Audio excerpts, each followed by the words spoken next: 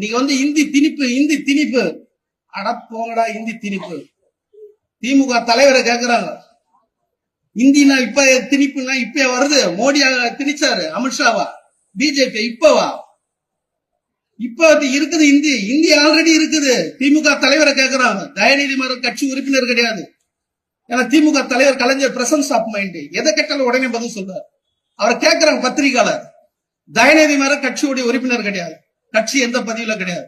அவர் MP ஆயிட்டார், minister ஆயிட்டார். எப்படி ஆனார்னா அவர் இந்தி எழுதுவாரு படிப்பாருன்ட்டார் உடனே. ஏன்னா பிரசன்ஸ் ஆஃப் மைண்ட் இல்ல, உடனே சொல்லிட்டாரு. அப்ப தயநிதி மாறன் படிக்கும் போது இந்தி இருக்குது தமிழ்நாட்டுல. எங்க இருக்குதுன்னா தனியார் பள்ளிக்கூடத்துல இந்தி இருக்குது. தனியார் பள்ளிக்கூடம் பார்த்தா இந்தி இருக்குது. இன்னைக்கு இந்தி எதிர்ப்பு, இந்தி திணிப்பு போராட்டம் பண்ற எல்லா தலைவருடைய குழந்தைங்க, பேரன், பேத்தி, மகள் எங்க படிக்கிறாங்கன்னா தனியார் பள்ளிக்கூடத்துல அந்த அப்ளிகேஷன்ல கேட்கறாங்க செகண்ட் லாங்குவேஜ் என்னன்றாங்க.